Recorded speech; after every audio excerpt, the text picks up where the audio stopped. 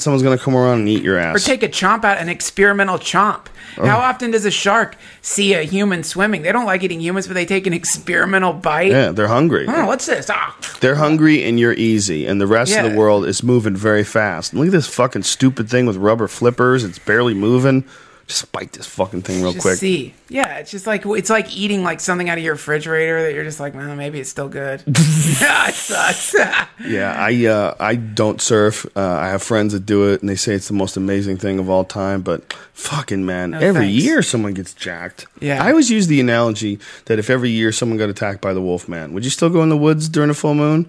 No. Why the fuck would you? Well, guess what? Sharks are way scarier than the goddamn wolf man because they're real and they don't take days off. Yeah. It's not like, oh, it's not a full moon. We don't have to worry. We can go swimming in the ocean now. No, every fucking day sharks are out there and they're way scarier than werewolves. But isn't it like the odds of you getting in a shark attack, like your odds would be better if, getting hit by like a meteor or something like that? Do you know what? No, you know what? They're not that small. It depends on where you're at. If you go to South Africa, the odds are very high that you're going to get bit by sharks.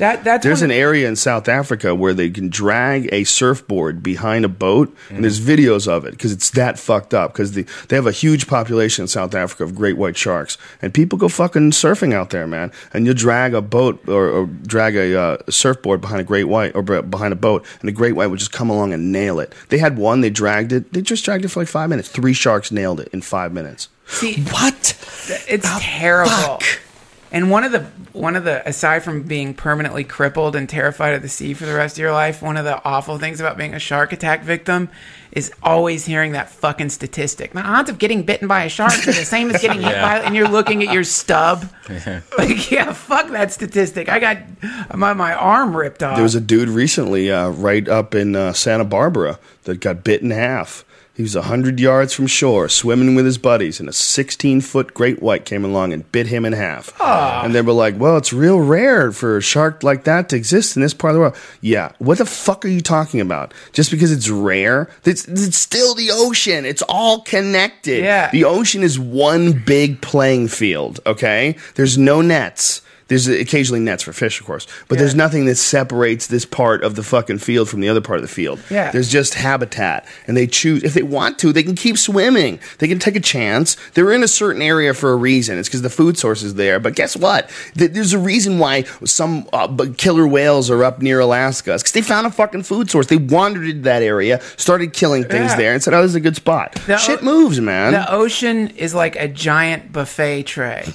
And when you go into it, you become part of the buffet, whether you like it or not. You're anything in the ocean could eat you, and there's so many things that would love to.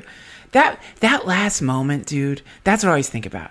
You're out there swimming, body surfing, having fun. You see your girl on the shore. Hey, you're swimming. And then all of a sudden it feels like somebody punched you really hard in the leg. Oh, my God. And then you look down and there's just blood geysering out of your fucking ripped arteries. And there's just some white shape underneath you carrying your leg off to Atlantis.